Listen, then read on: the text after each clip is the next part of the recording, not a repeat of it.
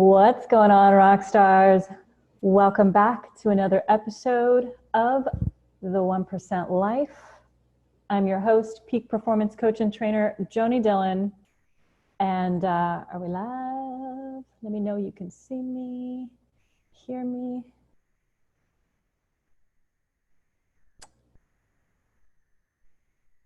Well, let's hope that this is working.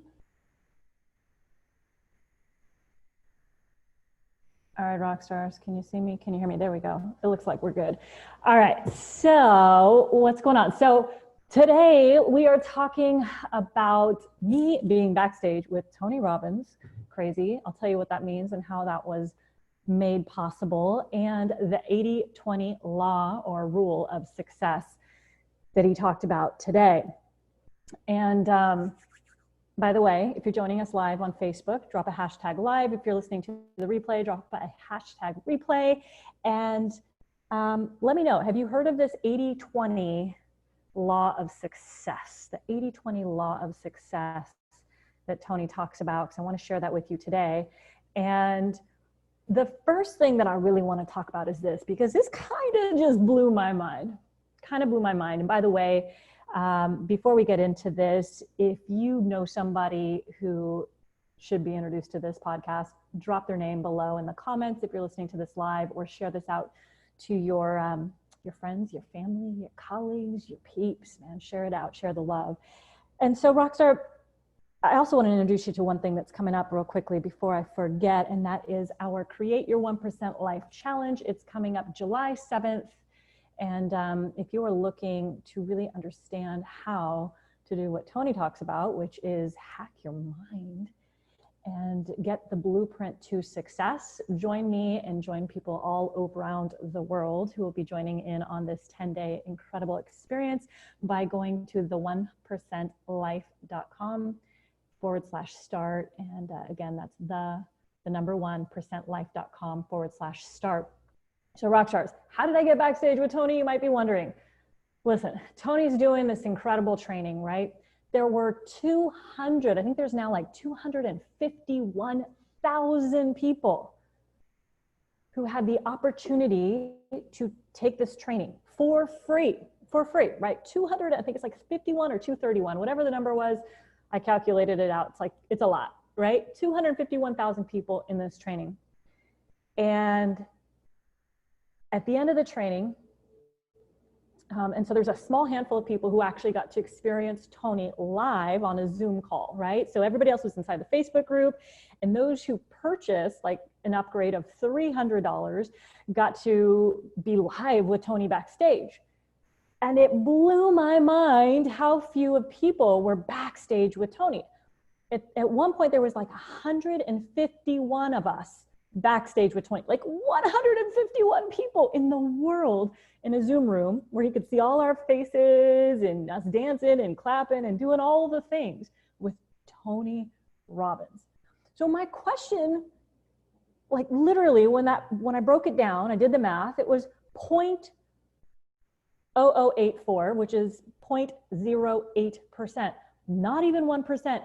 0.08% of the people who took the training decided to upgrade, and maybe not everybody could afford to. That's not, of course, I get it. But how many of those 251,000 people had the means to be backstage with Tony, or could get resourceful enough to figure out how, and chose not to? See, the one thing that was going through my head, and this is why top achievers and ultra performers around the world, I believe, get the results that they do, is because they think differently, right? They think differently. We think different than the average person. And if you're a top achiever, you're an ultra performer, you get this. I know that you do. And it's not about, well, is it worth it, right? Like, you know, is it worth paying the $300 if I can just get it for free? See, that's the average person's like, nah, I can get it for free. I don't need to pay $300. Right? But the top achiever, the top 1%ers out there who think that way, or maybe they're not even getting the results of that yet, but they know they're destined for that. What they do is they think of, well, first of all, why would I not be there? why would I not be there, right? If that opportunity is given to me, which never has happened before, he's never done anything like this, why would I not be there? And you'd also, they would also think of, well, what if there was just one thing that I could get from being backstage? What if just one thing came out of it? Would it be worth the $300?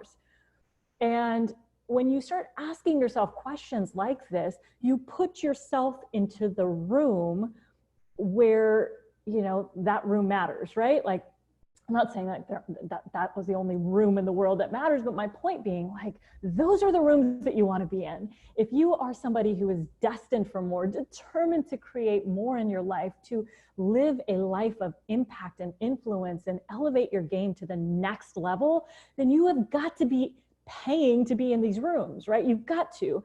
And that was a small price to pay for most people, right? Tony hosts events that are $10,000, $15,000 or more. And to pay $300 to just be, yeah, it's not in person, it's in a room. Like, literally, I can ask a question and Tony Robbins will answer it, right? Like, that's going to happen in the next couple of days. I'm going to ask a question, Tony Robbins is going to answer it. That's unheard of to be able to do that. Typically, if you're in his audience, it's like 8, 9, 10,000 people or more. So I want you to start thinking differently, Rockstar, about, you know, are you positioning yourself? Are you putting yourself in the opportunities that are being presented to you? Because most people are not. Most people are passing those opportunities by. And it's, you know, you'll hear a lot of high achievers say, like, you know, there was an element of luck to the success that they had. And every time I hear that, I'm like, oh, I don't know about that. I don't know that I believe it. I don't know that, you know, is luck really a thing? I personally don't believe that. I believe, you know, I mean, sure, you can go into karmic stuff and all of that. And yeah, it's a whole different ball of wax, but I believe it's frequency. I believe it's frequency, right? Like, the person who is on a certain frequency attracts things of that frequency to them. If you're on a lower frequency, you're going to attract things of that frequency to you. So when you are in a room like that, naturally your frequency is elevated, right? Because you're playing with Tony Robbins backstage, and who knows what could happen back there, right? What if he just made one connection? What if he just answered one question that you overheard him talk about that he's not talking about to anybody else of the other 251,000 people who are listening to this free training, which was incredible, by the way, right? So, you know, it brought up another thing. Like, later, you know, maybe an hour or so later, I was in a mastermind call with one of my masterminds that I belong to, that I pay, you know, a lot of money to be a part of. $18,000 just to be in this mastermind, plus another $15,000 to get one-on-one coaching from that coach. $33,000 a year for this one mastermind, right? And I'm a part of several others. So why do I do that? Because I want to learn from the giants who have already been there. I want to stand on the shoulders of giants who have paved the path. They've been there, right? And just being on this call today, well, first of all, being with Tony was absolutely incredible. I'm going to tell you what the 80-20 law of success is, and how that applies to you specifically in just a moment. But being on this call today with the guy who actually created Tony Robbins's Date with Destiny, the original Date with Destiny program, is in my mastermind. There were 5 of us on the call, and in the mastermind who showed up today. And there's like probably 7 or 8 of us in the entire mastermind. But the guy who created Tony Robbins's mastermind, Date with Destiny, is in my mastermind. He also, like, he's kind of the guy behind the guy. You know, the Lisa Nichols, you know, all those people. I don't even know which ones specifically, but for sure those 2. You know, first name basis, and can call up Jay Abrams, you know, billionaire, like all these people. I get to learn from them. He gets to say, Joanie, here's what I'm observing in you, and here's what I love that you changed, and here's what you should do now. And I'm like, yes, sir. Right? Like, I'm like, yes, sir. Like, tell me what to do, and I'm going to do it.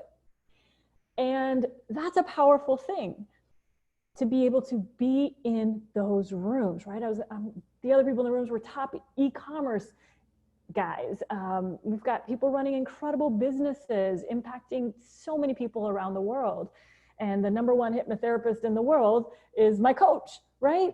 And so why do I do this? Because when I improve me, I can help improve you, right? If I don't work on me, how can I help anybody do what they want to do, right? How can I help you get to your desired outcomes that you have in your life? How can I help you push past your limitations, the ceilings that you've imposed unconsciously, subconsciously, right?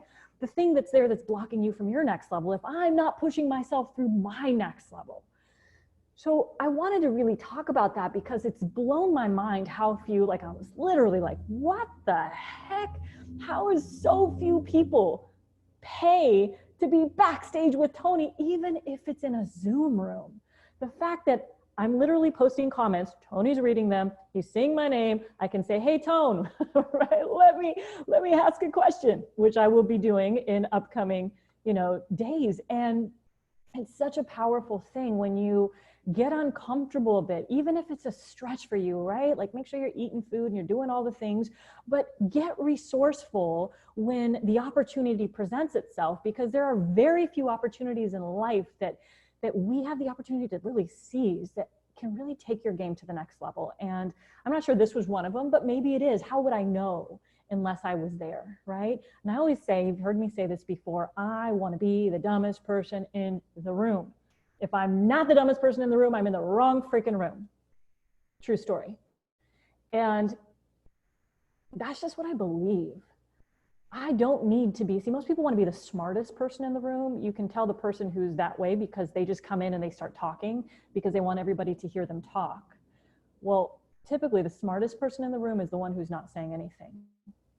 They're listening, they're observing, they're understanding things that are unspoken or observing things about other people. They want to learn, they have a genuine curiosity and intrigue to understand people, to understand the psychology of people. Why did they say what they said, right?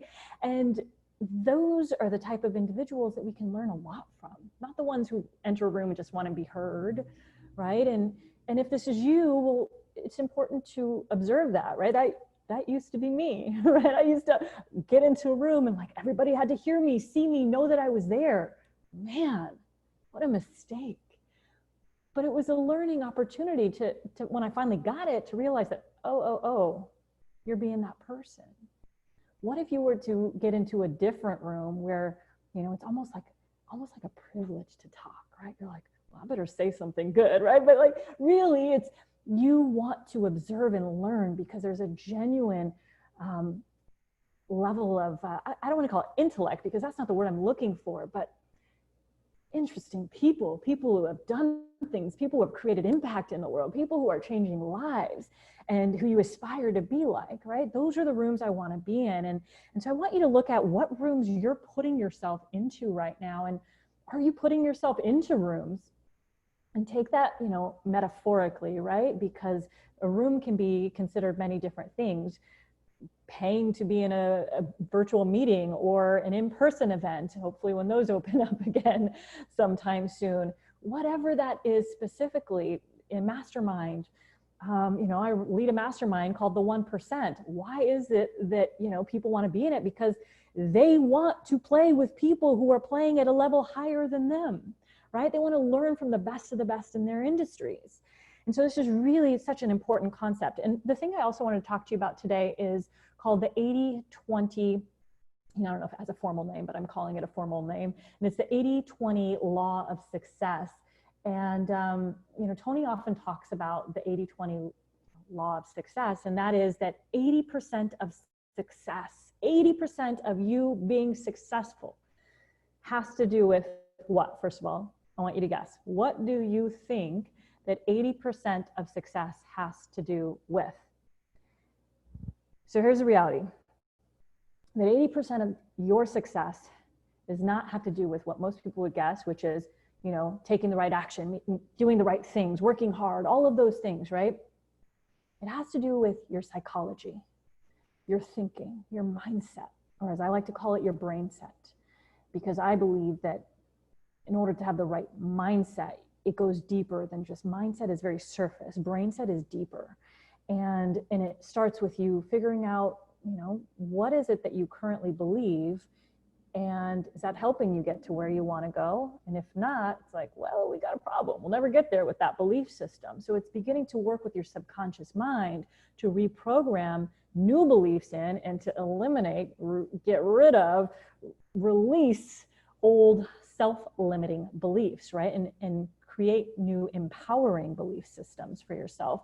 So Tony talks about 80% of success is your psychology or your mindset. And that's such a powerful concept. And so what's the other 20%, right?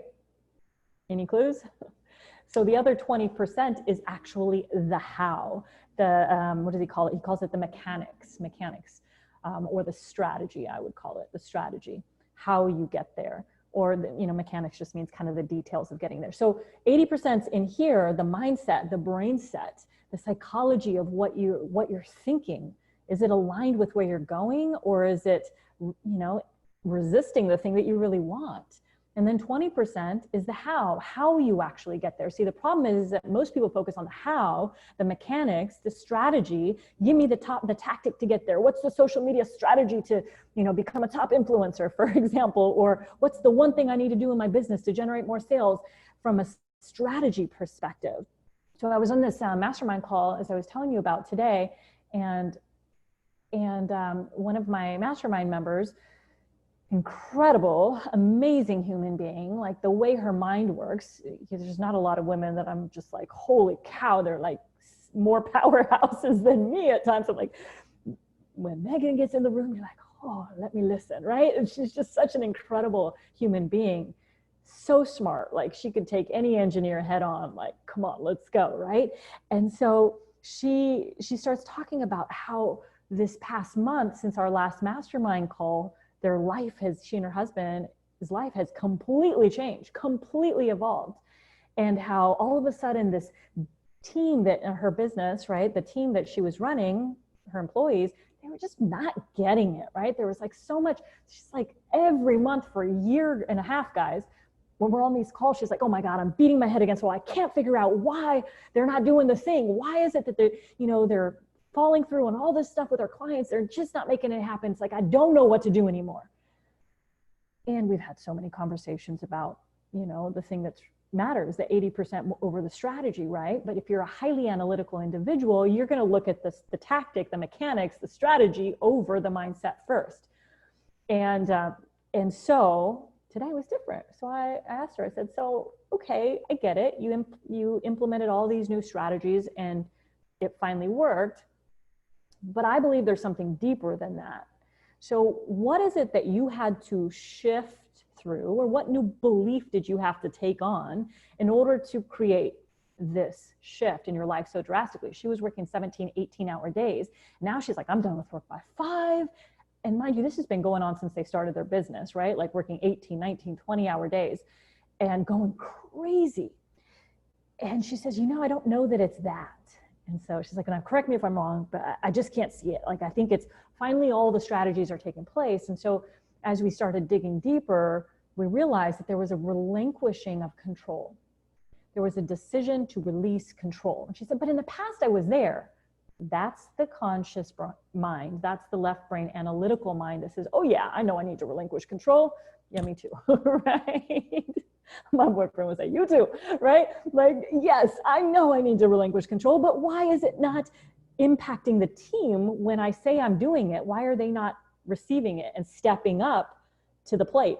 Well, because she was going in and saving them every time and then complaining about it, right? Like, oh, they don't do this. Well, every time you go in and save them, you've created a pattern, a habit of saving your team and solving the thing that they can't figure out how to solve. And so when she finally realized, the two of them got aligned with letting go of control, giving it over to their team and saying, take it and do what you want with it.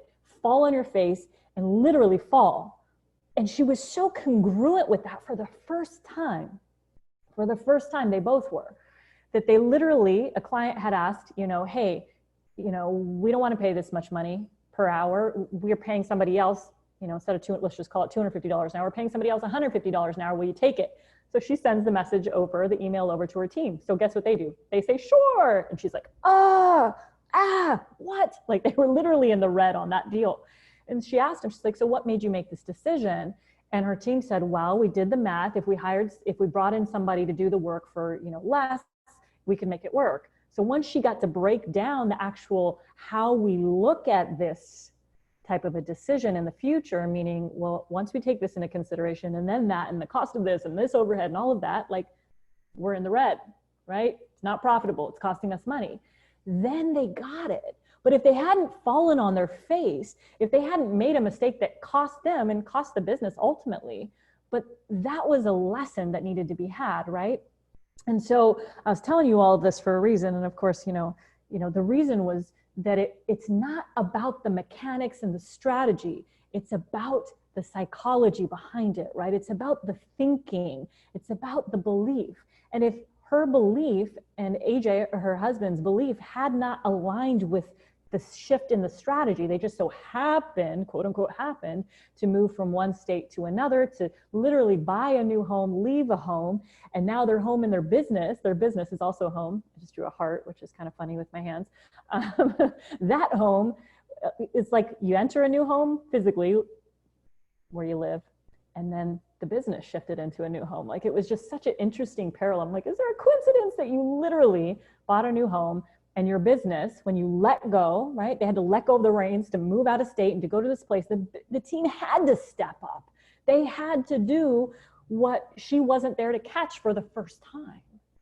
And so when you let go, like you just let go and surrender, then what happens is that other people rise to the occasion. But if your psychology is one of, they're going to fail, or, oh man, here they go again. This is going to happen. The same thing that happened last year is going to happen this year. And all the, the old stories that, I don't know what they were specifically, but that could be running. If that was still going on in the background, I promise you the result would not be her going from 20 hours a workday to 8 hours a day and feeling like the most incredible she's ever felt in her life, self-care, tanning, doing all of the things and loving and living life. It wouldn't have happened. Because the 80% that's the mindset, the psychology, has to be there first for the strategy to work. That's what I want to convey to you. So when you're going out there looking for the strategy, the tactic, the specifics, the system, the process, whatever you want to call it, replace the word how with whatever it is. But your mind ain't right, right? Like, your mind is not right. You're fearing the thing, you're doubting the thing, you're uncertain about it. All of that will counter and completely X out anything that your strategy could have achieved. Well, apparently my alarm's going off. Thank you, Jamie Foxx. Right? So anything that your mind that you were going to achieve strategically is completely negated by the thinking. So this is a really powerful pattern, or law, or rule, whatever you want to call it, the 80-20 law of success, because it applies to any industry. This is where you need to focus, and this is where most people get it all wrong. They focus on strategy, they focus on tactics, the mechanics.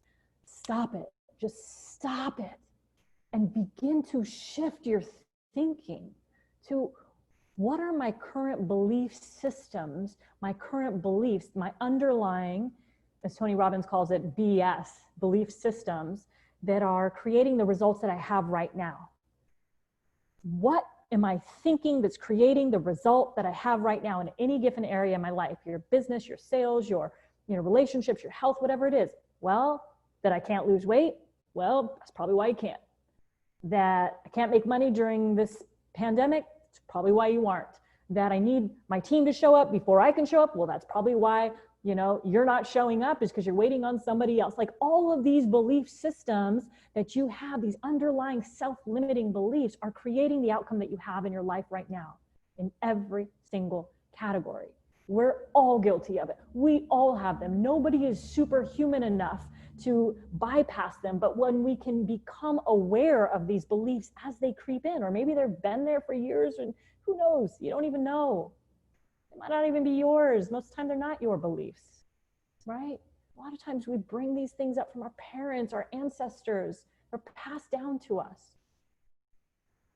But when you can become aware of them, you can then release them and free yourself by creating as Tony calls it, divorce yourself from those beliefs, divorce yourself from that story, and create a new empowering story for you.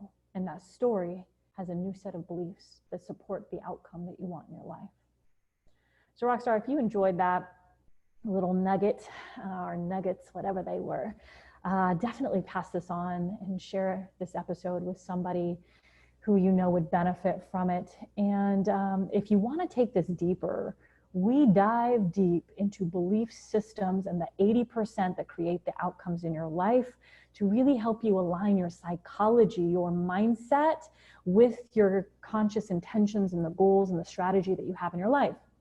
And if you're clear on that, great. Now we need to get your subconscious mind aligned with that. And if you're unclear on your goals, your strategy, your intentions that you want to create, the outcomes that you desire, well then, let's get you clear on that also and align both your conscious and your subconscious mind so you can create the outcomes that you truly desire and deserve in your life. And join us in the Create Your 1% Life Challenge that begins on July 7th. And you simply join us by going to the number 1% spelled out life.com/start, the1percentlife.com/start, and it's the number 1 with the percent spelled out. Rockstar, you're incredible. Get out there, change some lives today. You certainly deserve it, and they do too. Peace.